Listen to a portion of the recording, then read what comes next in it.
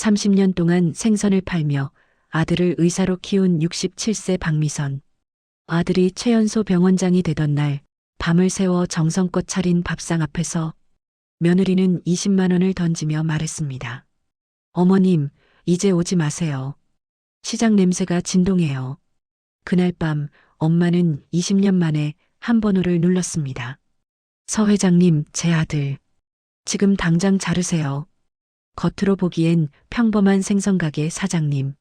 하지만 그녀에겐 아무도 모르는 과거가 있었습니다. 20년 전 한강대교 난간 위의 한 남자. 그를 살린 5천만 원과 따뜻한 말 한마디. 그 남자는 이제 대형 병원 체인을 소유한 서재현 회장이 되어 있었습니다. 서울 강남구 청담동 고층 아파트 32층 거실에 노란 조명이 켜져 있었습니다. 이제 오늘의 이야기를 시작하겠습니다. 식탁 위에는 12가지 반찬이 놓여 있었어요. 오징어 볶음, 갈치조림, 전복죽, LA갈비, 잡채, 나물 6가지. 모든 접시가 하나같이 정갈했습니다. 67세 박미선은 앞치마를 벗으며 시계를 봤어요. 밤 11시 20분. 아들 준혁은 아직 돌아오지 않았습니다. 미선은 소파에 앉아 스마트폰을 꺼냈어요. 통화 목록을 내리다가 아들 이름을 눌렀습니다. 신호음이 3번 울리고 끊어졌어요. 미선은 다시 전화를 걸었습니다. 이번에는 5번 울리고 연결됐어요. 네. 준혁아, 엄마야. 몇 시에 들어와? 엄마, 지금 회식 중이에요. 그래도 오늘은 내가 병원장 승진한 날이잖아. 알아요. 근데 지금 자리 파악이 어려워요. 뒤에서 술잔 부딪히는 소리가 들렸습니다. 여자들 웃음소리도 섞여 있었어요. 그럼 언제쯤? 2시쯤요? 엄마 먼저 주무세요. 전화가 끊어졌습니다. 미선은 한숨을 쉬며 전자레인지로 음식을 다시 데웠어요. 3번째였습니다. 새벽 1시 50분. 현관문이 열리는 소리가 났어요. 미선은 벌떡 불을 켰습니다. 준혁아. 하이힐 소리가 먼저 들렸어요. 며느리 서연이 먼저 들어왔습니다. 34세 서연은 샤넬 드레스를 입고 있었어요. 진한 향수 냄새가 거실을 채웠습니다. 뒤따라 준혁이 들어왔어요. 얼굴이 붉었고 눈이 흐릿했습니다. 앉아, 밥 데워놨어. 미선이 주방으로 향하려는 순간이었습니다. 어머님. 서연의 목소리가 차갑게 떨어졌어요. 네. 어머님, 여기서 뭐 하세요? 먹인 준혁이 승진 축하밥상 차려놨지. 서연이 식탁으로 다가갔습니다. 고개를 절레절레 흔들며 코를 찡그렸어요. 이 집에서 생선 냄새 나면 안 돼요. 생선 냄새? 어머님 오실 때마다 시장 냄새가 진동한다니까요. 미선의 얼굴이 굳었습니다. 서연은 명품 가방을 소파에 던지고 지갑을 꺼냈어요.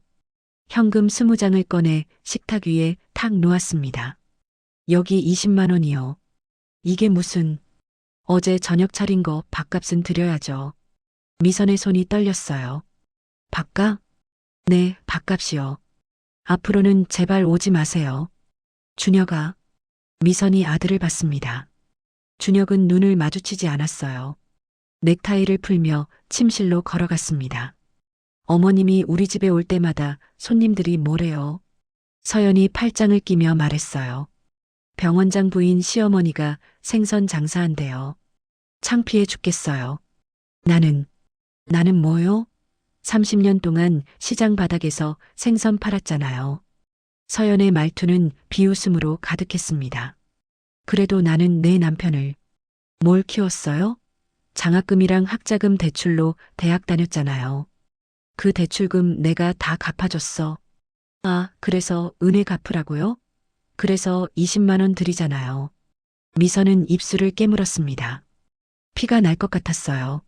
어머님, 빨리 가세요. 내일 아침 일찍 손님 오거든요. 서연이 현관문을 열어젖혔습니다. 미선은 앞치마를 벗었어요. 천천히 가방을 집어들고 신발을 신었습니다. 준혁아, 엄마 간다. 침실에서 대답이 없었습니다. 미선이 문 밖으로 나가려는 순간이었어요. 어머님. 서연이 20만 원을 들고 따라 나왔습니다. 이거 가져가세요. 안 그러면 더러워서 못 써요. 현금 뭉치를 미선의 가슴팍에 던졌어요. 지폐들이 바닥에 흩어졌습니다. 미선은 그것을 줍지 않았어요. 그냥 엘리베이터에 올라탔습니다. 문이 닫히며 서연의 차가운 얼굴이 사라졌어요. 엘리베이터가 내려가는 동안 미선은 거울을 봤습니다. 주름진 얼굴, 거친 손, 낡은 옷. 67년을 살아온 얼굴이었어요. 1층 로비에 도착했습니다. 경비원이 인사했지만 미선은 대답하지 않았어요. 차가운 11월 새벽 바람이 얼굴을 스쳤습니다. 미선은 버스 정류장으로 걸어갔어요. 첫 차가 오려면 1시간은 기다려야 했습니다. 벤치에 앉아 스마트폰을 꺼냈어요. 연락처를 한참 내리다가 한 번호에 멈췄습니다. 서재현 회장. 20년 만에 보는 이름이었어요. 미선의 손가락이 통화 버튼 위에서 떨렸습니다. 그리고 눌렀어요. 신호음이 2번 울리고 연결됐습니다. 여보세요? 굵은 남자 목소리가 들렸어요. 서 회장님, 저 박미선입니다. 전화 너머로 침묵이 흘렀습니다. 미선? 네, 20년 전 그 박미선 맞습니다. 무슨 일로? 부탁 하나 들어주실 수 있으세요? 말씀하세요. 미선은 잠시 망설였어요. 하지만 입을 열었습니다. 제 아들 최준혁, 서울대병원 신임병원장이요. 아, 그 젊은 병원장 말이죠? 네. 그 사람 지금 당장 자르세요. 전화 너머로 긴 침묵이 흘렀어요. 이유를 여쭤봐도 될까요? 이유는 묻지 마세요. 그냥 해주시면 됩니다. 알겠습니다. 오늘 안으로 처리하겠습니다. 고맙습니다. 미선이 전화를 끊으려는 순간이었어요. 박 여사님. 네. 20년 전 일 아직도 기억하고 있습니다. 저도요. 전화가 끊어졌습니다. 미선은 스마트폰을 가방에 넣었어요. 하늘을 올려다봤습니다. 별이 하나도 보이지 않는 서울 하늘이었어요. 그때 택시 한 대가 멈춰섰습니다. 어디 가세요? 인천 소래포구요. 뭔데 타세요. 미선은 택시에 올라탔어요. 차창 밖으로 강남의 불빛들이 스쳐 지나갔습니다. 화려한 건물들, 명품 매장들, 고급 레스토랑들. 미선은 그 모든 것을 담담히 바라봤어요. 30년 전에도 봤던 풍경이었으니까요. 다음 날 아침 5시, 인천 소래포구 수산시장. 미선은 검은 고무 앞치마를 두르고 가게 문을 열었습니다. 박미선 건어물. 30년 동안 지켜온 간판이었어요. 새벽 바람은 차갑고 비린내가 진동했습니다. 미선은 얼음 박스를 열고 생선을 꺼내기 시작했어요. 오징어, 갈치, 고등어, 조기. 하나하나 손질하는 솜씨가 능숙했습니다. 사장님, 일찍 나오셨네요. 옆 가게 주인 김 사장이 인사했어요. 응, 오늘 할 일이 좀 있어서. 무슨 일인데요? 그냥. 미선은 대답을 흐렸습니다. 손님들이 하나둘 들어오기 시작했어요. 사장님, 오징어 2kg. 갈치 1마리 손질해 주세요. 고등어 싱싱한 거로 5마리. 미선은 주문을 받으며 능숙하게 계산기를 두드렸습니다. 30년 경력이 손에 배어 있었어요. 오전 9시 손님이 잠시 뜸해졌습니다. 미선은 낡은 의자에 앉아 커피를 마셨어요. 그때 스마트폰이 울렸습니다. 아들 준혁이었어요. 미선은 전화를 받지 않았습니다. 다시 울렸어요. 또 받지 않았습니다. 3번째 전화가 왔을 때 미선은 전화를 받았어요. 왜? 엄마, 나 큰일 났어. 준혁의 목소리가 떨리고 있었습니다. 무슨 일인데? 병원에서 나를 해고했어. 그래서가 뭐야? 엄마, 나 지금 병원장 자리에서 쫓겨났다고. 미선은 커피를 한 모금 마셨어요. 이유가 뭐래? 이사회 결정이래. 갑자기 최대 주주가 바뀌었대. 최대 주주? 응. 서재현 회장이라는 사람이 병원 지분 51%를 샀대. 미선의 입가에 미소가 번졌습니다. 그래서 그 사람이 너를 자르라고 했구나. 엄마, 어떻게 알아? 그냥 짐작이야. 엄마, 나 어떡해. 나 이제 갈 데가 없어. 없으면 새로 찾으면 되지. 엄마, 준혁의 목소리가 높아졌어요. 지금 이게 남일 같아? 나 30년 의사 생활하면서 처음 당하는 일이야. 30년 의사 생활? 그래, 내가 의사 된 게 30년이나 됐구나. 미선은 조용히 말했습니다. 엄마는 30년 동안 뭐 했는지 아니? 30년 동안 생선 팔았어. 새벽 4시에 일어나서 밤 10시에 잤어. 엄마, 지금 그게 중요해? 중요하지. 아주 중요해. 미선의 목소리가 차가워졌어요. 너 어제 나한테 뭐라고 했는지 기억나? 아무 말도 안 했지. 내 와이프가 나를 쫓아낼 때 너는 눈도 안 마주쳤어. 엄마, 그건 뭐? 와이프가 무서워서? 아니면 엄마가 창피해서? 준혁이 대답하지 못했습니다. 20만 원 바깥 받고 쫓겨난 엄마 기분이 어땠을 것 같아? 미안해. 미안하다고? 그래, 미안하긴 하겠지. 미선은 전화를 끊으려다 말고 한마디 더 했어요. 준혁아, 앞으로 엄마한테 전화하지 마. 엄마, 난 이제 내 엄마 아니야. 20만 원 받고 팔렸으니까. 전화를 끊었습니다. 미선은 커피를 마저 마시고 일어섰어요. 다시 생선을 손질하기 시작했습니다. 오후 2시, 가게 문을 닫고 미선은 시장 안쪽으로 걸어갔어요. 낡은 2층 건물 앞에 멈췄습니다. 소래포구 수산물 조합. 미선은 계단을 올라가 조합 장실 문을 두드렸어요. 들어오세요. 60대 중반의 조합장이 책상에 앉아 있었습니다. 아, 박 사장님. 오랜만이에요. 조합장님, 부탁이 있어서 왔습니다. 말씀하세요. 제 가게 팔 사람 알아봐 주세요. 조합장의 눈이 커졌어요. 가게를 파신다고요? 30년이나 하신 가게를요? 네. 이제 그만두려고요. 무슨 일 있으세요? 특별한 일은 없어요. 그냥 나이도 있고 피곤해서요. 미선은 담담히 말했습니다. 얼마에 내놓으실 건데요? 3억에 팔게요. 3억이면 싸게 파시는 거네요. 위치가 좋은데 빨리 팔고 싶어서요. 조합장은 고개를 끄덕였어요. 알겠습니다. 한 보름이면 살 사람 나올 겁니다. 고맙습니다. 미선이 일어서려는 순간이었어요. 그런데 박 사장님. 네. 혹시 서재현 회장님 아세요? 미선의 발걸음이 멈췄습니다. 왜요? 오늘 아침에 그분 비서가 저한테 전화했어요. 무슨 전화? 박미선 사장님이 가게 팔면 얼마가 적당하냐고 물어보더라고요. 미선은 조합장을 돌아봤어요. 뭐라고 대답하셨어요? 3억이 적당하다고 했죠. 그랬더니 5억에 사겠다고 하더라고요. 5억? 네. 근데 조건이 있었어요. 무슨 조건? 박 사장님이 원하는 시기에 팔고 거래는 일주일 안에 끝내자고요. 미선은 잠시 생각에 잠겼습니다. 서재현 회장. 20년 전 그 사람. 왜 갑자기 도와주는 걸까요? 박 사장님, 그분이랑 아는 사이세요? 옛날에 좀 알았어요. 대단하신 분이던데요. 서울에서 병원 몇 개 소유하신 분이라던데. 그런가 봐요. 미선은 더 이상 대답하지 않았어요. 조합장실을 나와 계단을 내려왔습니다. 시장 통로를 걸으며 미선은 30년 세월을 떠올렸어요. 처음 이 시장에 왔을 때가 기억났습니다. 37세. 이혼하고 혼자 아들을 키우던 시절이었어요. 대학 교수였던 남편은 젊은 여학생과 바람이 나서 집을 나갔습니다. 미선은 7살 준혁을 데리고 친정으로 왔어요. 하지만 친정도 가난했습니다.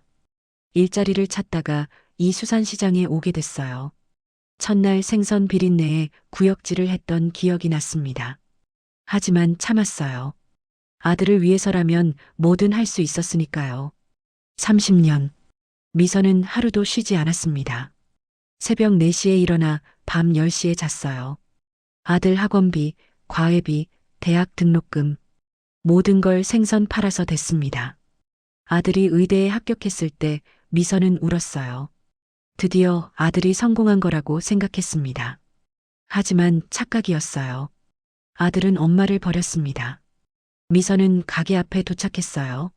문을 열고 들어가 의자에 앉았습니다. 스마트폰을 꺼내 서재현 회장에게 전화를 걸었어요. 여보세요, 박 여사님. 회장님, 제 가게 사주신다고요? 네, 그렇게 하려고 합니다. 왜요? 전화 너머로 침묵이 흘렀어요.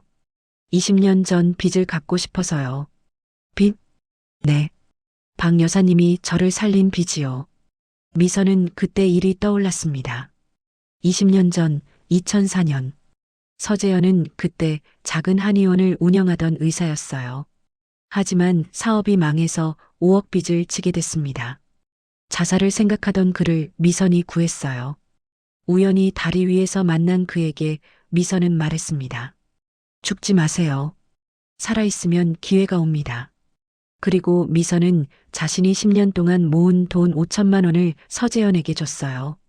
이걸로 다시 시작하세요. 서재현은 그 돈으로 작은 한약방을 열었습니다. 그리고 20년 동안 사업을 키워 지금은 대형 병원 체인을 운영하는 회장이 됐어요. 회장님, 그 일은 잊으세요. 잊을 수 없습니다.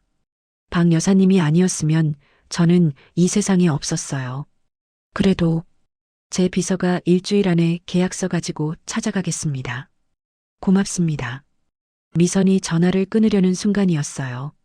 박 여사님. 네. 따님이 있으시죠? 미선의 손이 멈췄습니다. 어떻게 아세요? 20년 전에 말씀하신 적 있잖아요. 딸이 하나 있다고. 아, 그랬나요? 따님은 잘 지내시나요? 네. 잘 지내요. 거짓말이었습니다. 미선에게는 딸이 없었어요. 아니, 정확히는 있었지만 연락이 끊긴 상태였습니다. 그럼 다음에 따님도 함께 식사 한번 하시죠. 네, 그러죠. 전화를 끊고 미선은 한숨을 쉬었어요. 딸 얘기만 나오면 가슴이 아팠습니다. 2004년 가을, 미선은 37세였습니다. 남편 최진수와 이혼한 지 한 달이 지난 때였어요. 미선은 7살 준혁의 손을 잡고 고시원 계단을 올랐습니다. 3평짜리 방, 창문도 제대로 없는 곳이었어요. 엄마, 여기서 살아? 준혁이 물었습니다. 응, 잠깐만. 엄마가 돈 벌면 큰 집으로 이사 갈 거야. 아빠는? 아빠는 먼 곳에 가셨어. 미선은 거짓말을 했어요. 진실을 말할 수 없었습니다. 아빠가 젊은 여자랑 도망갔다는 걸. 그날 밤, 준혁이 잠든 후 미선은 통장을 꺼냈어요. 잔액 82만 원. 한 달 고시원 월세가 35만 원이었습니다. 식비까지 쓰면 남는 게 없었어요. 미선은 구인 광고를 펼쳤습니다. 식당 보조, 청소, 전단지 돌리기. 할 수 있는 건 다 하기로 했어요. 다음 날 아침, 미선은 준혁을 어린이집에 맡기고 인천 소래포구로 향했습니다. 수산시장 입구에 구인 광고가 붙어 있었어요. 수산물 판매 보조 구함 월 120만 원. 미선은 적힌 번호로 전화를 걸었습니다. 네, 김수산입니다. 저 구인 광고 보고 전화했는데요. 아, 일하시려고요? 몇 살이세요? 37살입니다. 경력은? 없어요.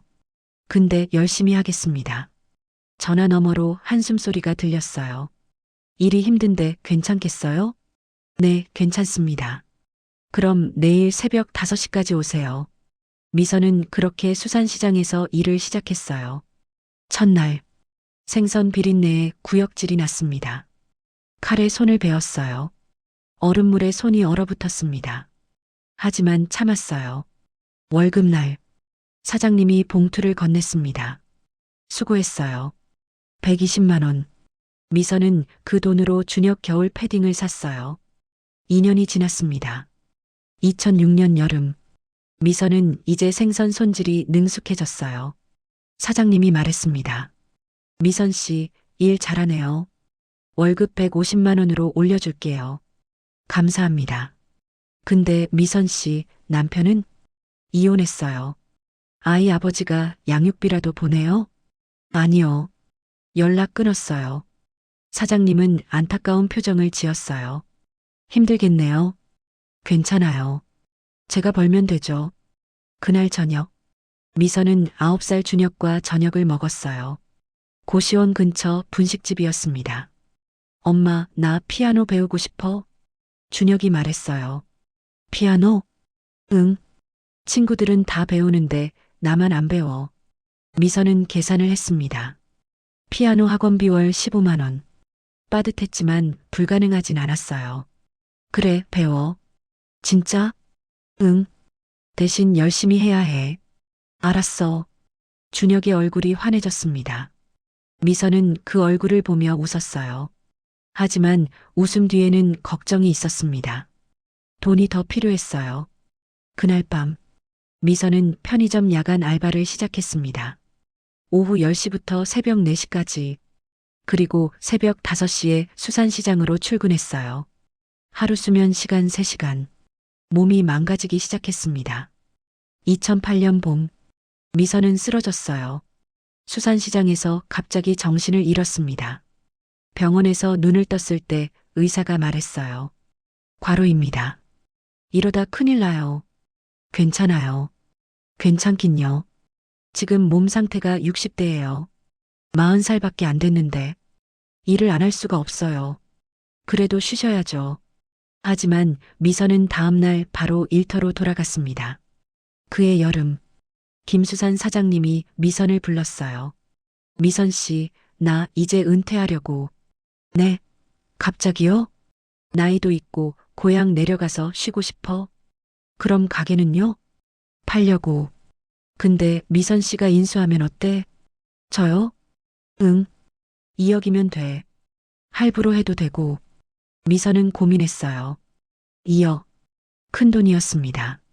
하지만 내 가게를 갖는다면 더 많이 벌 수 있을 것 같았어요. 할게요. 진짜? 네. 은행에서 대출받아서 할게요. 잘 생각했어. 이 자리 좋거든. 손님 많아. 미선은 그렇게 가게 주인이 됐습니다. 박미선 건어물. 간판을 새로 달던 날이 기억났어요. 준혁이 학교 끝나고 와서 말했습니다. 엄마, 간판 예쁘다. 그치? 이제 엄마 가게야. 대박. 준혁이 환하게 웃었어요. 미선도 웃었습니다. 힘들었지만 행복한 순간이었어요.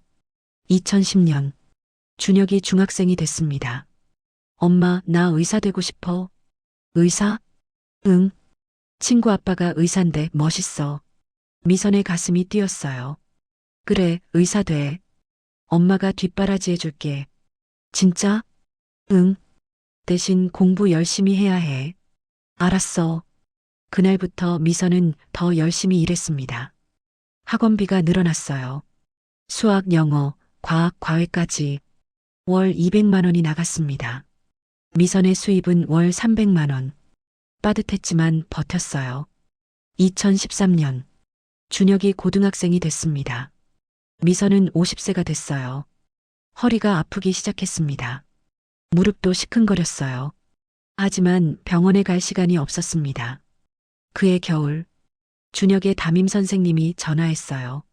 어머님, 준혁이 성적이 좋네요. 감사합니다. 의대 충분히 갈 수 있어요. 근데, 네. 준혁이가 집안 형편 때문에 고민이 많은 것 같아요. 미선의 가슴이 철렁했습니다. 무슨 고민요? 의대 가면 돈이 많이 들잖아요. 그래서 포기하려나 봐요. 선생님, 그건 걱정 안 하셔도 돼요. 하지만 제가 다 해결할게요. 준혁이한테 공부만 하라고 해주세요. 전화를 끊고 미선은 통장을 봤어요. 잔액 3천만 원. 10년 동안 모은 돈이었습니다. 하지만 의대 등록금으로는 부족했어요. 미선은 결심했습니다. 가게를 담보로 대출을 받기로 은행에서 1억을 빌렸어요. 이자만 월 50만 원이었습니다. 2016년 2월 준혁이 의대에 합격했어요. 엄마, 붙었어. 정말? 응. 서울대 의대. 미선은 준혁을 꼭 안았습니다. 눈물이 났어요. 잘했어, 우리 아들. 엄마 고마워. 엄마 덕분이야. 그날이 미선의 인생에서 가장 행복한 날이었습니다. 하지만 시련은 거기서 끝나지 않았어요. 의대 등록금, 1년에 1,000만 원, 6년이면 6천만 원이었습니다. 미선은 대출을 더 받았어요. 총 빚이요.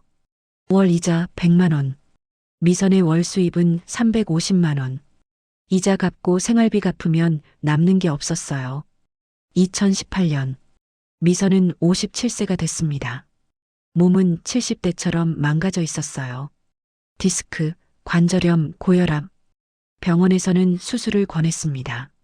하지만 미선은 진통제로 버텼어요.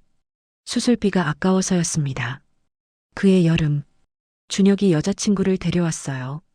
서연이었습니다. 엄마, 소개할게. 내 여자친구 서연이야. 안녕하세요, 어머님. 서연은 예의 바른 척했어요. 하지만 눈빛은 차가웠습니다. 미선의 낡은 옷을 훑어보는 시선, 가게를 둘러보는 표정, 경멸이 담겨 있었어요. 어머님, 여기서 장사하세요? 응, 30년 됐어. 힘들으시겠어요. 말은 공손했지만 비웃음이 섞여 있었습니다. 그날 저녁, 준혁과 서연이 돌아간 후 미선은 불안했어요. 저 여자, 우리 아들한테 맞을까? 하지만 준혁은 서연을 좋아하는 것 같았습니다. 2020년, 준혁이 의대를 졸업했어요. 그리고 레지던트가 됐습니다. 월급 300만 원. 드디어 준혁이 돈을 벌기 시작했어요. 미선은 기뻤습니다. 이제 좀 숨통이 트이겠구나. 하지만 착각이었어요. 준혁은 미선에게 한 푼도 보내지 않았습니다. 전화해서 물어봤어요. 준혁아, 월급 받았어? 응. 그럼 엄마한테. 엄마 미안한데 나도 빚 갚아야 돼. 빚? 응. 학자금 대출이랑 카드값. 그게 얼마나 되는데? 5천만 원쯤. 미선은 아무 말도 못했어요. 준혁의 학자금 대출은 미선이 다 갚아줬습니다. 카드값은 서연과 데이트하면서 쓴 돈이었어요. 알았어. 내가 먼저 갚아.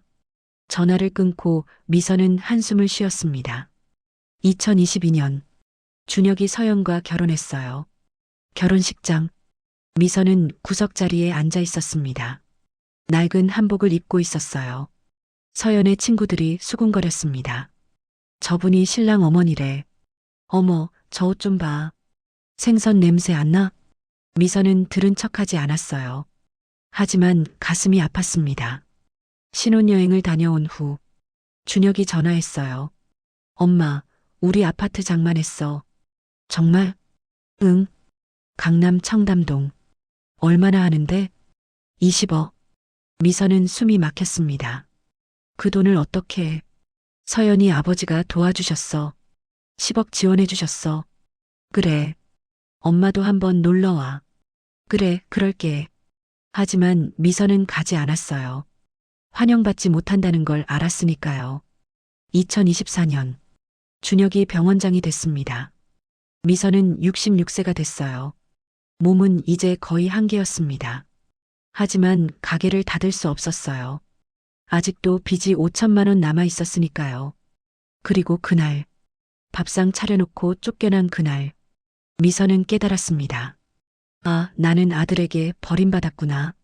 30년 헌신, 30년 희생. 그 끝이 20만 원짜리 모욕이었어요. 서울 마포구 연남동, 작은 카페 2층, 32세 최서윤은 노트북 앞에 앉아 있었습니다. 프리랜서 디자이너였어요. 검은 뿔테 안경을 쓰고 머리는 짧게 잘라 올렸습니다. 스마트폰이 울렸어요. 엄마. 서윤은 잠시 망설이다 전화를 받았습니다. 여보세요? 서윤아, 엄마야. 네, 엄마. 너, 오빠 얘기 들었어? 무슨 얘기요? 오빠가 병원에서 해고됐대. 서윤의 손이 멈췄습니다. 해고요? 응. 갑자기 주주가 바뀌었나 봐. 그래서요? 미선은 한숨을 쉬었어요. 서윤아, 너 오빠한테 연락 좀 해줄래? 싫어요. 서윤아. 엄마, 저 오빠 안 만나요. 벌써 말했잖아요. 그래도 남매인데. 남매요? 저한테 오빠가 뭘 해줬는데요? 서윤의 목소리가 차가워졌습니다. 서윤아, 오빠도 지금 힘들어. 엄마도 힘들잖아요. 근데 오빠는 엄마 도와줬어요? 미선은 대답하지 못했어요. 20만 원 던진 거 저도 들었어요. 올케가 엄마 쫓아낸 거 너 어떻게 알아? 조카가 저한테 전화했어요. 울면서 미선의 목소리가 떨렸습니다.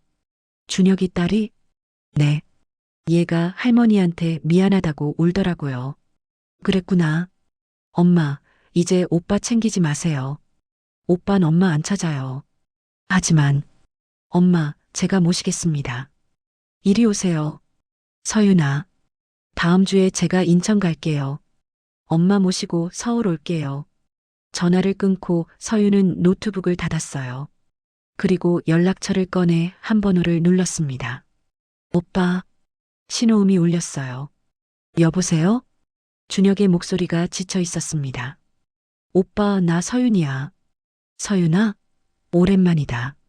오빠 해고됐다며? 너도 들었구나. 당연하지. 근데 오빠, 응? 잘 됐다. 준혁의 숨소리가 멈췄어요. 뭐? 잘 됐다니까. 오빠 해고된 거. 서윤아, 너 지금 오빠 엄마한테 어떻게 했어? 준혁이 대답하지 못했습니다. 20만 원 던졌다며? 올케가? 그건 뭐? 변명할 거야? 서윤아, 상황이 뭐? 엄마가 창피해서? 생선 냄새 난다고? 서윤의 목소리가 높아졌어요. 오빠, 그 엄마가 누군지 알아? 오빠 의대 보낸 사람이야. 30년 동안 생선 팔아서. 나도 알아. 알면서 왜 그래? 왜 엄마를 그렇게 대해? 준혁이 한참 침묵하다 말했어요. 미안해. 미안하다고? 그걸로 끝이야? 서윤아, 나도 힘들어. 오빠가 힘들어? 엄마는 안 힘들까? 서윤은 전화를 끊어버렸습니다. 손이 떨렸어요. 분노가 치밀어 올랐습니다. 서윤은 노트북을 다시 열었어요. 포털 사이트에 서울대병원 최준혁을 검색했습니다. 기사들이 쏟아졌어요. 최연소 병원장 최준혁, 돌연 해임, 서재현 회장, 서울대병원 최대주주 등극, 의료계 술렁, 최준혁 병원장 무슨 일? 서윤은 기사를 하나하나 읽었습니다. 그리고 미소 지었어요. 엄마가 움직이셨구나. 서윤은 엄마가 서재현 회장을 안다는 걸 알고 있었어요. 20년 전 일을 들었으니까요. 서윤은 스마트폰을 들고 올케 서연에게 카톡을 보냈습니다. 새언니, 저 서윤이에요. 통화 가능하세요? 5분 후 답장이 왔어요. 무슨 일이에요? 할 얘기가 있어서요. 오늘 저녁 6시에 청담동 카페에서 만나요. 갑자기요? 네. 중요한 얘기예요. 서연은 한참 후에 답했습니다. 알겠어요. 저녁 6시. 청담동 고급 카페. 서연이 먼저 도착해 있었어요. 명품 가방을 옆에 두고 아메리카노를 마시고 있었습니다. 서윤이 들어왔어요. 검은 청바지에 흰 티셔츠 차림이었습니다. 새언니, 왔어요? 서연은 어색하게 웃었어요. 서윤은 마주 앉았습니다. 새언니, 우리 엄마한테 사과하세요. 서연의 표정이 굳었어요. 뭐? 사과하라고요. 지금 당장. 서윤 씨, 무슨 소리예요? 20만 원 던진 거요. 그거 사과하세요. 서연의 얼굴이 붉어졌습니다. 그건 오해예요. 오해요? 조카가 다 봤는데? 애가 뭘 알아요? 애가 울면서 저한테 전화했어요. 할머니가 쫓겨나셨다고. 서연은 커피잔을 내려놓았어요. 서윤 씨, 당신이 뭔데 나한테 이래요? 나요? 난 우리 엄마 딸이에요. 그래서요? 그래서 엄마를 모욕한 사람은 용서 안 해요. 서윤의 눈빛이 차갑게 변했습니다. 서윤 씨, 협박하는 거예요? 협박이 아니라 경고예요. 경고? 네. 우리 엄마한테 다시는 함부로 대하지 마세요. 서연이 비웃었어요. 안 그러면 어쩔 건데요? 새언니, 오빠 왜 해고됐는지 알아요? 서연의 표정이 변했습니다. 그건 주주가 바뀌어서. 왜 바뀌었을까요? 우리 엄마가 전화 한 통 했거든요. 서연의 눈이 커졌어요. 설마. 네, 맞아요. 서재현 회장한테요. 어떻게 우리 엄마가 누군지 모르셨죠? 서윤은 미소 지었습니다. 우리 엄마는요, 20년 전에 서재현 회장 목숨 살린 사람이에요. 그게 무슨 5천만 원 주면서 다시 시작하라고 한 사람이 우리 엄마예요. 서연의 얼굴이 창백해졌습니다. 그러니까 새언니, 서윤이 몸을 앞으로 기울였어요. 우리 엄마한테 사과 안 하면요, 오빠는 계속 해고 상태일 거예요. 그럴 리가. 아, 그리고요. 서윤이 스마트폰을 꺼냈습니다. 화면을 서연에게 보여줬어요. 사진이었습니다. 서연이 모르는 남자와 카페에 앉아 있는 사진. 이거 어디서? 새언니 작년 11월 23일. 기억나세요? 서연의 손이 떨렸어요. 오빠 당직 서던 날. 새언니 누구랑 만났죠? 이건 그냥 친구. 친구요? 손잡고 있던데요? 서연의 얼굴이 하얗게 질렸습니다. 이걸 오빠한테 보여주면 어떻게 될까요? 서윤 씨. 아, 그리고 이 사진도 있어요. 서윤이 다른 사진을 보여줬어요. 서연이 명품 매장에서 쇼핑하는 사진이었습니다. 작년 한 해 동안 새언니가 쓴 돈이 8천만 원이래요. 어떻게? 신용카드 내역이요. 제가 좀 알아봤거든요. 서윤은 스마트폰을 걷었습니다. 오빠 연봉이 얼마죠? 1억 2천? 근데 8천만 원을 혼자 썼네요? 서연은 아무 말도 못했어요. 새언니 선택하세요. 뭘? 우리 엄마한테 사과하고 잘 모시거나. 서윤이 일어섰습니다. 아니면 이 사진들 다 공개하거나. 서윤 씨, 이건 협박이에요. 맞아요, 협박이에요. 근데 어쩔 거예요? 서윤은 가방을 들고 카페를 나갔습니다. 뒤에서 서연이 부르는 소리가 들렸지만 돌아보지 않았어요. 서울 강남구 테헤란로 50층짜리 타워 빌딩 최상층 회장실. 서재현은 통유리 창 너머로 서울 야경을 바라보고 있었습니다.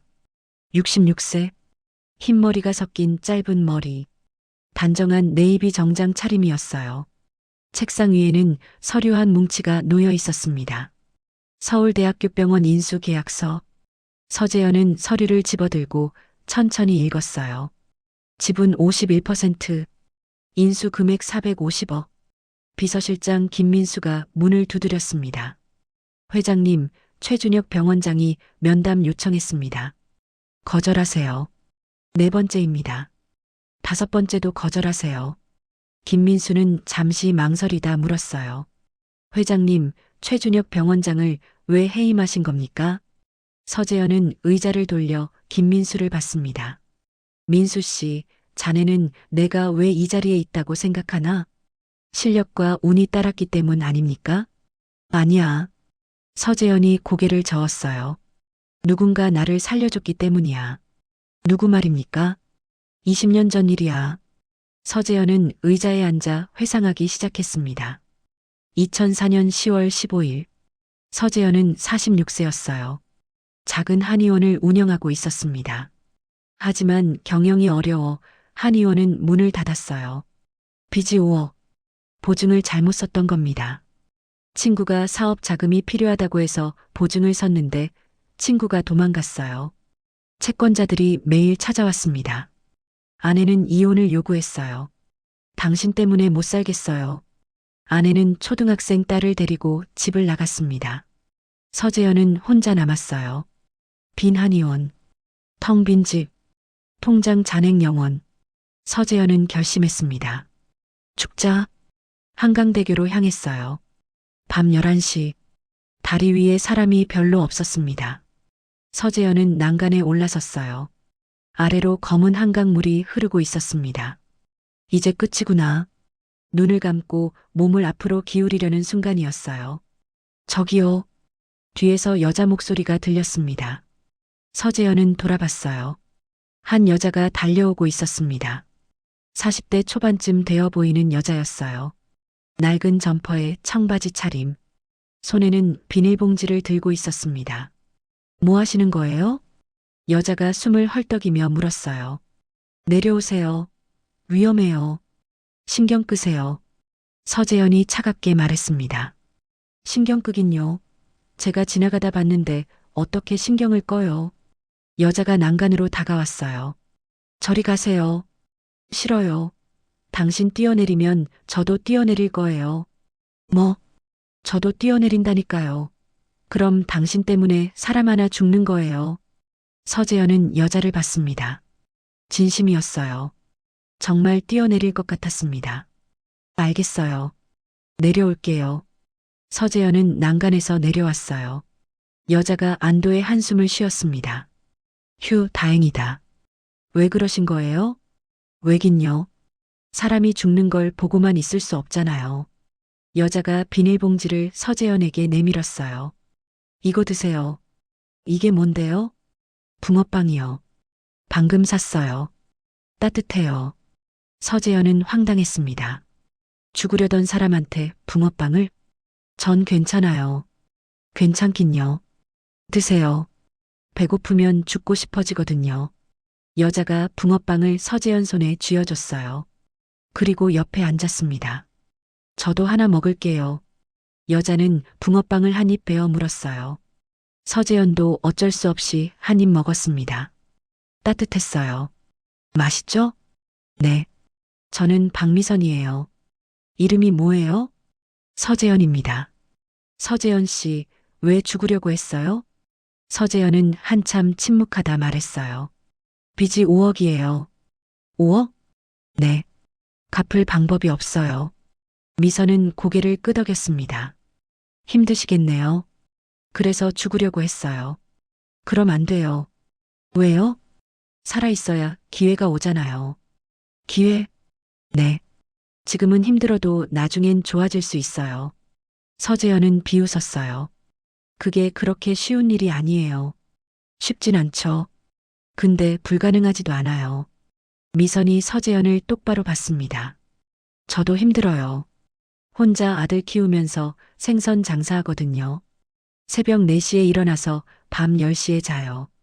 손은 갈라지고 허리는 아파요. 미선이 손을 보여줬어요. 굳은 살이 박힌 손이었습니다. 근데 죽고 싶진 않아요. 아들이 있으니까요.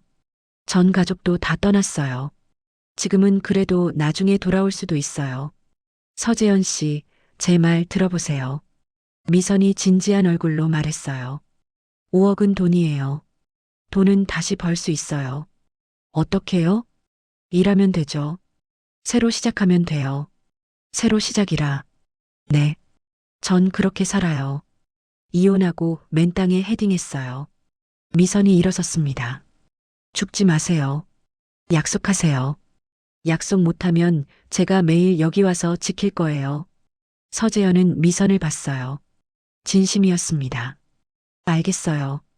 약속할게요. 진짜요? 네. 미선이 환하게 웃었어요. 잘 생각하셨어요. 그날 이후 미선은 서재현에게 가끔 전화를 했어요. 서재현 씨, 밥 먹었어요? 네. 일자리는 찾았어요? 아직요. 괜찮아요. 천천히 찾아요. 한 달 후, 서재현은 작은 한약방에 취직했습니다. 월급 150만 원. 미선에게 전화했어요. 미선 씨, 일자리 구했어요. 정말요? 축하해요. 고맙습니다. 뭐가 고마워요? 당연한 거죠. 6개월 후, 서재현은 돈을 모으기 시작했어요. 하지만 5억을 갚기엔 턱없이 부족했습니다. 어느 날 미선이 전화했어요. 서재현 씨, 주말에 시간 있어요? 네, 왜요? 만나요. 드릴 게 있어요. 토요일 오후, 인천 소래포구, 미선의 가게 앞에서 만났습니다. 이거요. 미선이 봉투를 건넸어요. 이게 뭐예요? 열어보세요. 서재현은 봉투를 열었습니다. 현금이 가득 들어 있었어요. 이게 5천만 원이에요. 서재현의 손이 떨렸습니다. 미선 씨, 이건 못 받아요. 받아요. 하지만 저도 10년 동안 모은 돈이에요. 당신한테 필요할 것 같아서요. 미선 씨, 빚 갚는데 보태세요. 그리고 새로 시작하세요. 이걸 어떻게 갚으려고 하지 마세요. 나중에 잘 되면 다른 사람 도와주세요. 미선이 웃었어요. 그게 제가 받는 이자예요. 서재현은 눈물이 났습니다. 고맙습니다. 평생 잊지 않겠습니다. 잊지 말고 잘 사세요. 서재현은 회상에서 깨어났어요. 김민수가 조용히 서 있었습니다. 그분이 박미선 여사였습니까? 그래. 그래서 최준혁 병원장을. 그 사람 아들이야. 김민수가 놀란 표정을 지었어요. 하지만 아들이 어머니를 모욕했다는 이유로 민수 씨, 서재현이 김민수를 봤습니다. 내 목숨을 살린 사람이야. 그분 없었으면 난 20년 전에 죽었어. 그런 분을 아들이 모욕했어. 용서할 수 없지. 서재현은 일어섰어요. 최준혁 면담 요청은 계속 거절하세요. 알겠습니다. 그리고 박미선 여사 가게 인수건 빨리 진행하세요. 네, 이번 주 안에 마무리하겠습니다. 김민수가 나가고 서재현은 다시 창밖을 봤어요. 스마트폰을 꺼내 미선에게 전화를 걸었습니다. 여보세요, 회장님. 박 여사님, 가게 인수건 이번 주 안에 끝날 겁니다. 고맙습니다. 아니에요. 제가 더 감사하죠. 박 여사님, 따님은 잘 지내시죠? 미선은 잠시 침묵했어요. 네, 잘 지냅니다. 다행이네요. 회장님, 네, 제가 부탁 하나 더 해도 될까요? 말씀하세요. 뭐든 들어드리겠습니다. 미선은 한참 망설이다 말했어요.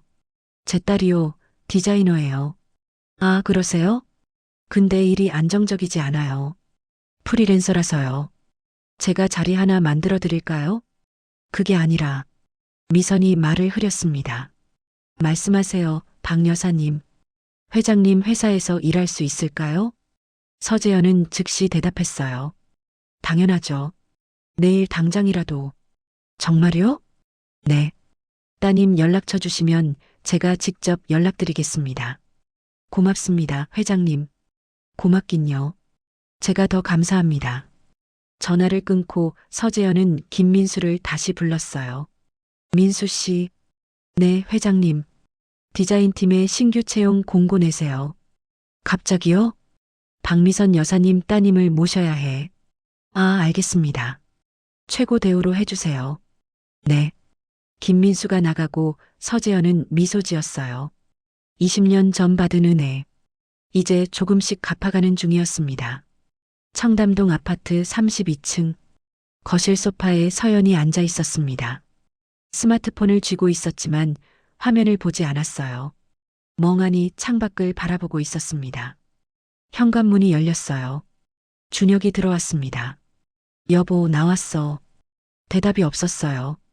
준혁은 거실로 들어와 서연을 봤습니다. 뭐해? 여보. 서연이 천천히 고개를 돌렸어요. 눈이 빨갛게 부어 있었습니다. 울었어? 무슨 일 있어? 서연은 스마트폰을 소파에 던졌어요. 당신 동생 만났어. 서윤이? 응. 준혁의 표정이 굳었습니다. 뭐라고 하던데? 당신 엄마한테 사과하래. 안 그러면 당신 계속 해고 상태래. 준혁은 소파에 주저앉았어요. 서윤이가 그런 말을? 응. 그리고 서연이 준혁을 똑바로 봤습니다. 내 사진 있대. 무슨 사진? 작년 11월. 기억 안 나? 준혁의 얼굴이 창백해졌어요. 설마. 응. 재혁이랑 만난 거. 그게 그냥 친구잖아. 손잡고 있는 사진이래. 준혁은 아무 말도 못했습니다. 그리고 내 카드 내역도 있대. 작년에 8천만 원 썼다면서? 당신 동생이 다 조사했어. 서연이 일어섰어요. 여보, 우리 어떡해? 뭘 어떡해? 당신 엄마한테 사과해야 돼. 준혁의 눈빛이 흔들렸습니다. 사과? 응. 안 그러면 당신 복직 안 된대. 그게 동생이 무슨 힘이 있다고. 있어. 서연이 소리를 질렀어요. 당신 엄마가 서재현 회장 아는 사이래. 뭐? 20년 전에 회장 목숨 살렸대. 그래서 회장이 당신 자른 거야. 준혁은 믿을 수 없다는 표정이었어요. 우리 엄마가? 응. 생선 파는 그 엄마가. 말도 안 돼. 말이 돼. 당신 동생이 다 알려줬어. 서연이 준혁 앞에 섰습니다. 여보, 우리 사과하자. 당신 엄마한테 가서 용서 빌자. 준혁은 고개를 숙였어요.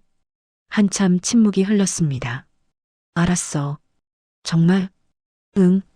내일 엄마한테 가자. 서연이 안도의 한숨을 쉬었어요. 잘 생각했어. 다음 날 오전, 인천 소래포구. 준혁과 서연은 미선의 가게 앞에 섰습니다.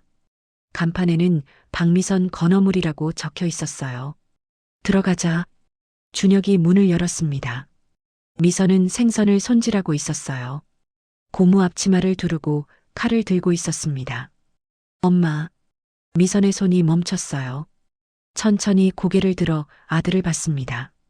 왜 왔어? 엄마. 사과하러 왔어. 미선은 칼을 내려놓았어요. 사과? 응. 저번 일. 미안해. 미선은 아무 말도 하지 않았습니다. 서연이 앞으로 나섰어요. 어머님, 제가 잘못했어요. 제가 너무 심하게 대했어요. 용서해 주세요. 서연이 고개를 숙였습니다. 90도로 허리를 굽혔어요. 미선은 두 사람을 번갈아 봤습니다. 이제 와서 사과? 엄마, 진심이야. 진심? 미선이 비웃었어요. 해고 안 됐으면 왔을까? 준혁은 대답하지 못했습니다. 난 필요할 때만 찾는 엄마야. 엄마, 20만 원 던지고 쫓아낼 땐 왜 말 안 했어? 그건 뭐? 와이프가 무서워서? 준혁의 얼굴이 붉어졌어요. 엄마, 미안해.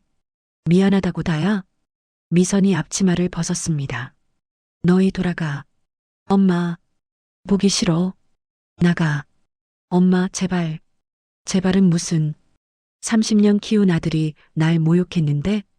미선의 목소리가 떨렸어요. 어머님.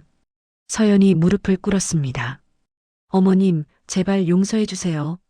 일어나. 싫어요. 용서해 주실 때까지 안 일어날 거예요. 미선은 서연을 내려다봤어요. 무릎 꿇은 며느리, 고개 숙인 아들. 한심했습니다. 너희 왜 사과하는 줄 아니? 내가 힘이 있으니까 그렇지? 준혁이 고개를 들었어요. 엄마, 그게 아니야. 아니긴. 딱 봐도 그래. 미선이 가방을 집어들었습니다. 나 이제 이 가게 안 해. 뭐? 팔았어. 이번 주에 계약해.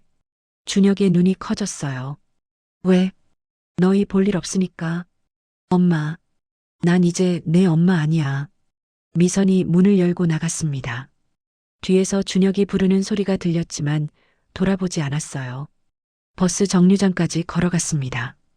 벤치에 앉아 스마트폰을 꺼냈어요. 딸 서윤에게 전화를 걸었습니다. 여보세요, 엄마? 서윤아, 엄마야. 네, 무슨 일이세요? 오늘 오빠가 왔었어. 사과하러요? 응. 그래서요? 안 받았어. 전화 너머로 침묵이 흘렀어요. 잘하셨어요, 엄마. 그렇지? 네. 진심 아닌 사과 받을 필요 없어요. 미선은 눈물이 났습니다. 서윤아. 왜요, 엄마? 고마워. 뭐가요? 내가 내 편이어서. 서윤의 목소리도 떨렸어요. 당연하죠. 저는 엄마 딸인데요. 서윤아, 엄마가 너한테 잘못한 게 많아. 무슨 소리예요? 오빠만 챙기고 너는 소홀히 했잖아. 괜찮아요, 엄마. 미안해. 엄마, 이제 저한테 잘하시면 돼요. 미선은 눈물을 닦았어요. 그래, 그럴게. 엄마, 다음 주 주말에 제가 모시러 갈게요. 어디로? 서울이요. 우리 같이 살아요. 서윤아. 네. 이제 엄마는 저랑 사셔야 해요. 미선은 고개를 끄덕였어요. 알았어, 우리 딸. 전화를 끊고 미선은 하늘을 올려다봤습니다. 구름 사이로 햇살이 비치고 있었어요. 30년 만에 처음 느끼는 자유로움이었습니다. 3개월 후, 서울 마포구 연남동 2층짜리 작은 주택. 미선과 서윤은 이곳에서 함께 살기 시작했습니다. 오전 9시, 미선은 작은 텃밭에서 상추를 따고 있었어요. 30년 만에 처음 여유로운 아침이었습니다. 엄마, 커피 타왔어요. 서윤이 마당으로 나왔어요. 고마워. 미선은 상추를 바구니에 담고 커피를 받았습니다. 엄마, 오늘 병원 가는 날이에요. 벌써? 네. 2시 예약이에요. 미선은 고개를 끄덕였어요. 한 달 전부터 미선은 정기 검진을 받고 있었습니다. 30년 동안 방치했던 몸을 이제야 챙기는 중이었어요. 오후 2시 서울대학교 병원 내과 미선과 서윤은 진료실 앞에 앉아 있었습니다. 박미선님, 간호사가 불렀어요. 두 사람은 진료실로 들어갔습니다. 50대 초반의 여의사가 앉아 있었어요. 앉으세요. 네. 의사는 모니터를 보며 말했습니다. 검사 결과가 나왔는데요. 네. 좋지 않습니다. 미선의 손이 떨렸어요. 어떻게 좋지 않은데요? 간에 종양이 있어요. 서윤이 벌떡 일어섰습니다. 종양이요? 네. 4cm 크기예요. 그게 암인가요? 의사는 잠시 망설이다 고개를 끄덕였어요. 조직 검사를 해봐야 확실하지만 간암일 가능성이 높습니다. 미선은 아무 말도 못했어요. 병기는 어떻게 되나요? 서윤이 떨리는 목소리로 물었습니다. 이기로 보입니다. 치료 가능한가요? 가능합니다. 하지만 수술이 필요해요. 수술? 네. 간 절제술이 필요합니다. 미선은 손을 꼭 쥐었어요. 비용이 얼마나 드나요? 수술비랑 입원비 포함해서 3천만 원 정도 예상됩니다. 서윤이 엄마 손을 잡았어요. 엄마, 걱정 마세요. 제가 다 준비할게요. 서윤아, 괜찮아요. 제가 대출 받으면 돼요. 미선은 딸을 봤습니다. 눈물이 났어요. 진료를 마치고 두 사람은 병원 로비로 나왔습니다. 벤치에 앉아 한참 말이 없었어요. 엄마, 괜찮으세요? 응. 무서우시죠? 미선은 고개를 끄덕였어요. 응. 무서워. 저도 무서워요. 서윤이 엄마를 껴안았습니다. 근데 엄마, 꼭 나으실 거예요. 그럴까? 네. 꼭요. 두 사람은 한참을 그렇게 앉아 있었어요. 그때 누군가 다가왔습니다. 어머님? 미선은 고개를 들었어요. 준혁이 서 있었습니다. 오빠? 서윤이 놀라서 일어섰어요. 너희 왜 여기 있어? 준혁이 물었습니다. 그건, 너는 왜 여기 있어? 나는 면접 보러 왔어. 면접? 응. 여기 의사 자리에 지원했거든. 준혁은 엄마를 봤어요. 엄마, 여기 왜 왔어? 미선은 대답하지 않았습니다. 서윤이 나섰어요. 오빠, 그냥 가. 왜? 무슨 일 있어? 없어. 그냥 가라니까. 준혁은 엄마의 붉은 눈을 봤어요. 엄마, 울었어? 아니야. 아니긴. 무슨 일 있잖아. 준혁이 가방을 내려놓고 앉았습니다. 말해봐. 뭔데? 오빠, 진짜 가. 서윤이 준혁을 밀쳤어요. 야, 최서윤. 오빠가 무슨 자격으로 엄마 걱정해? 내가 엄마 아들인데 자격이 없어? 없지. 오빠는 엄마 버렸잖아. 두 남매가 다투는 걸 보며 미선은 한숨을 쉬었어요. 그만해, 너희 둘 다. 엄마, 준혁아. 미선이 아들을 봤습니다. 엄마가 암이래. 준혁의 얼굴이 굳었어요. 뭐? 간암. 이기. 그게. 준혁은 말을 잇지 못했습니다. 수술해야 된대. 나 이제 죽나 봐. 엄마. 서윤이 소리쳤어요. 그럼 말하지 마세요. 미선은 쓸쓸히 웃었어요. 괜찮아. 67년 살았으면 됐지. 안 돼요. 엄마는 더 사셔야 돼요. 준혁은 그 자리에 멍하니 앉아 있었어요. 머릿속이 하얘졌습니다. 엄마가 갑자기 어린 시절이 떠올랐어요. 고시원에서 살던 시절. 엄마가 새벽에 나가고 밤늦게 들어오던 날들. 손이 갈라져 있어도 웃으며 밥을 차려주던 엄마. 엄마. 준혁의 목소리가 떨렸습니다. 미안해. 진짜 미안해. 준혁이 무릎을 꿇었어요. 로비 한가운데서였습니다. 사람들이 쳐다봤지만 신경 쓰지 않았어요. 엄마 용서해줘. 일어나. 싫어. 용서해 줄 때까지 안 일어나. 준혁아, 엄마가 날 30년 키웠는데 난 뭐 했어? 준혁의 눈에서 눈물이 떨어졌습니다. 엄마 아프게만 했어. 모욕하고 버렸어. 나 정말 나쁜 놈이야. 인간 쓰레기야. 준혁이 바닥에 이마를 찧었어요.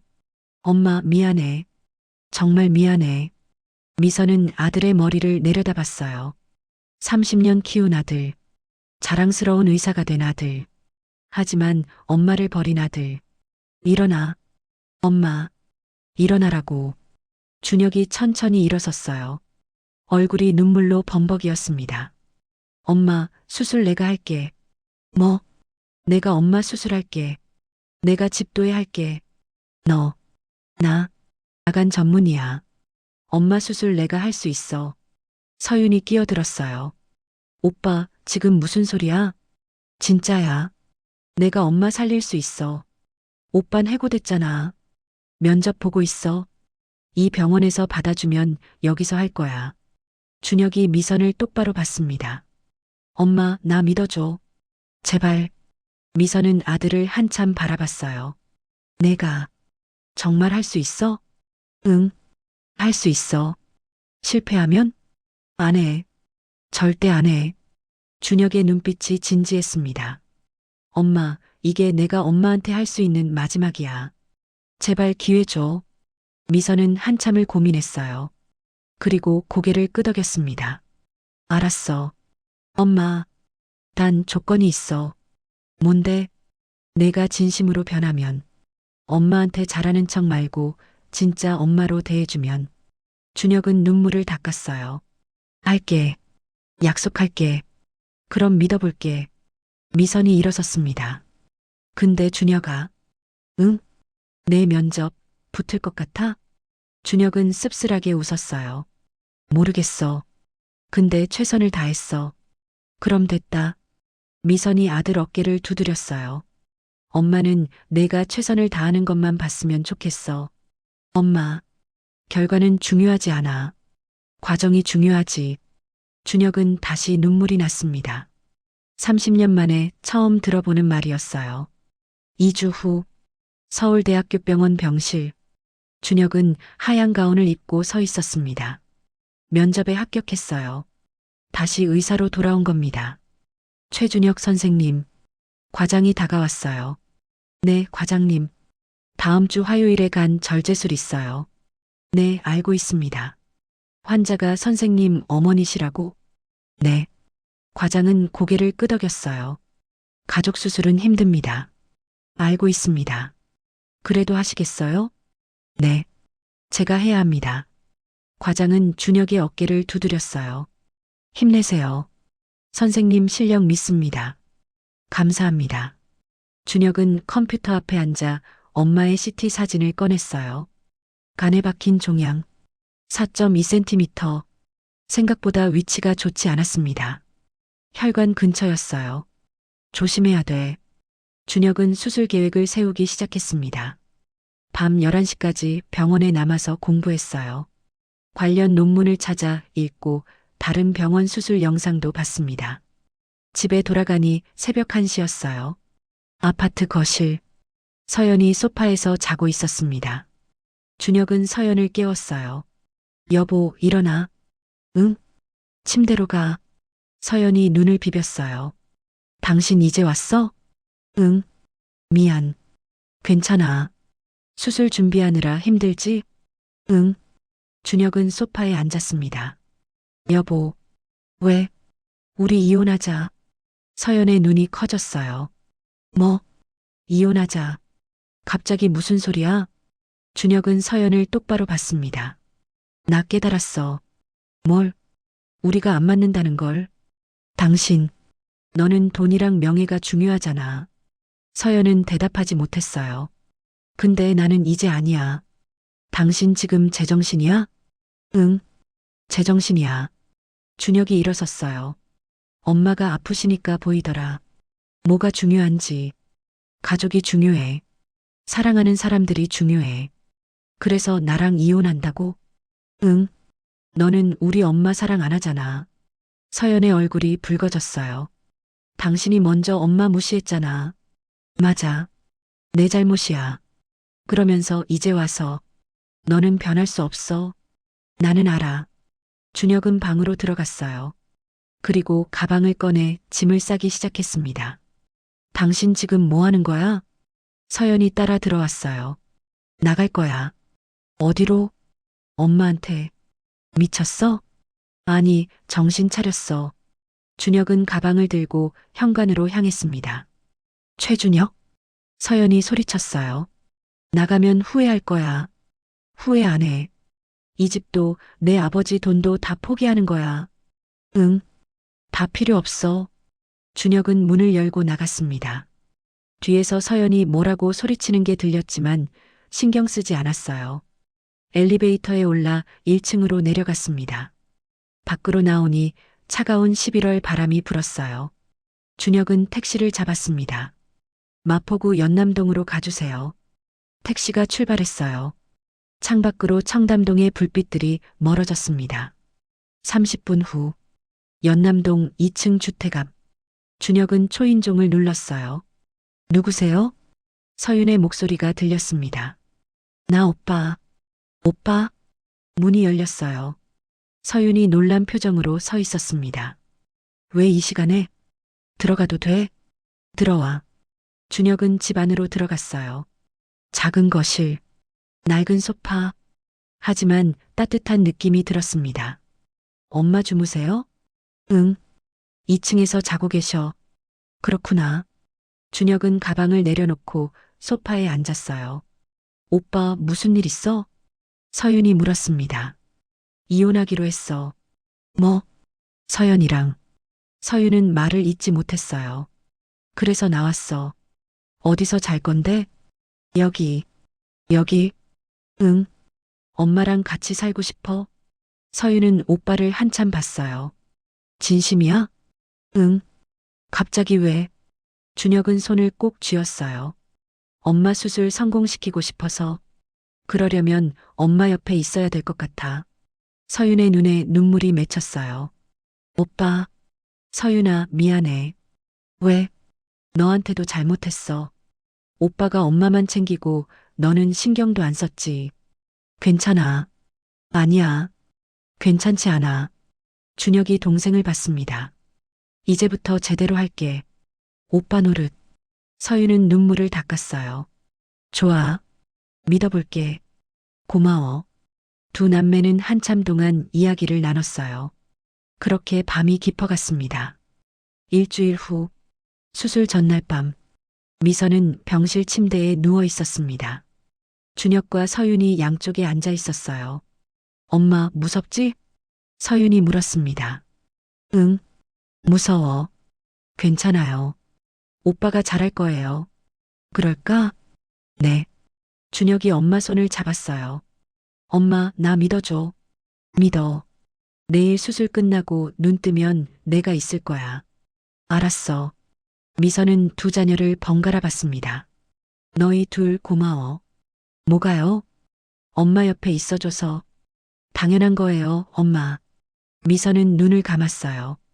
엄마가 하나만 물어볼게. 네. 만약에 엄마가 죽으면. 엄마. 서윤이 소리쳤어요. 그럼 말하지 마세요. 아니야. 들어봐. 미선이 눈을 떴습니다. 만약에 그렇게 되면 너희 둘이 잘 지내. 서로 미워하지 말고 도와주면서 살아. 네, 엄마. 약속해. 약속할게.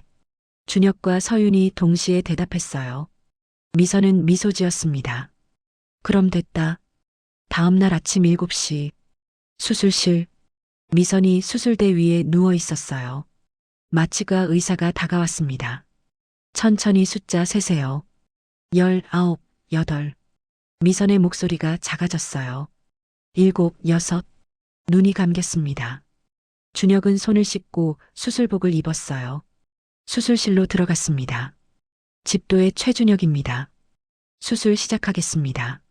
메스를 들었어요. 손이 떨리지 않았습니다. 4시간. 준혁은 한치의 실수도 없이 수술을 진행했어요. 종양을 깨끗이 제거했습니다. 마무리하겠습니다. 오후 12시 수술이 끝났어요. 수술 끝. 성공입니다. 준혁은 마스크를 벗었습니다. 땀이 흐르고 있었어요. 하지만 웃고 있었습니다. 엄마, 해냈어.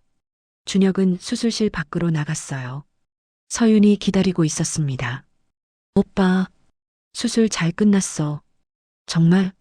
응. 종양 다 제거했어. 서윤이 오빠를 껴안았어요. 고마워, 오빠. 내가 해야 할 일이었어. 두 남매는 회복실로 향했습니다. 미선이 천천히 눈을 뜨고 있었어요. 엄마. 준혁아? 네, 엄마. 전데요. 수술 끝났어? 네. 성공했어요. 미선은 미소 지었습니다. 다행이다. 그리고 다시 눈을 감았어요. 3개월 후, 봄, 연남동 작은 집 마당. 미선은 화분에 물을 주고 있었습니다. 건강을 완전히 회복했어요. 엄마, 점심 됐어요.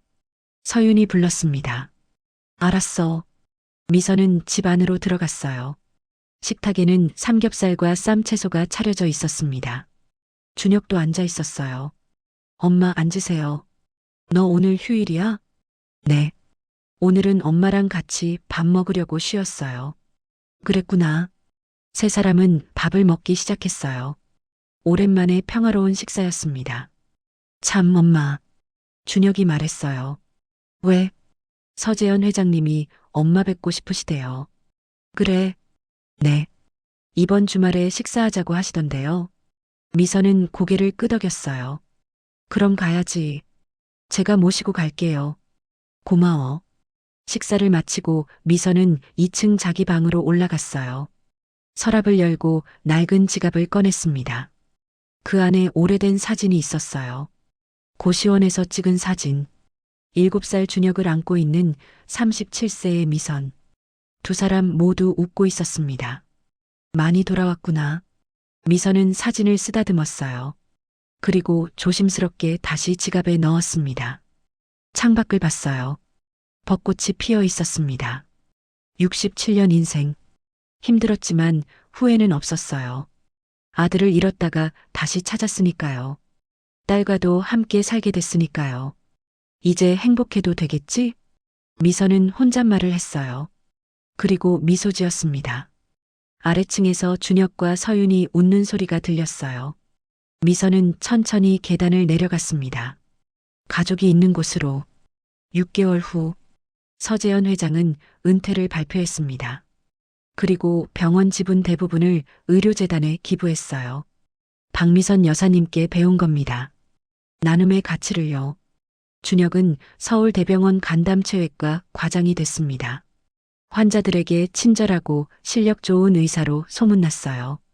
서영과는 원만하게 이혼했습니다. 서윤은 서재현 회장 회사의 디자인 팀장이 됐어요. 그리고 좋은 사람을 만나 결혼 준비 중입니다. 미선은 작은 베이커리를 열었어요. 손님들에게 맛있는 빵을 구워주며 행복하게 살고 있습니다. 가게 이름은 미선인의 작은 빵집. 매일 아침 준혁이 들러 커피와 빵을 사갑니다. 엄마, 오늘도 맛있겠다. 그럼 엄마가 정성껏 구웠으니까. 30년의 한을 풀고 30년의 상처를 치유하고 미선은 이제 진짜 자기 인생을 살고 있습니다. 만약 엄마가 암 진단을 받지 않았다면 이 가족은 어떻게 됐을까요? 1. 영원히 갈라섰을 것 같다. 2. 언젠가는 화해했을 것 같다. 3. 아들이 먼저 찾아갔을 것 같다. 4. 기타. 여러분의 의견을 댓글로 남겨주세요. 좋아요와 구독도 눌러주세요. 저에게 큰 힘이 됩니다. 감사합니다.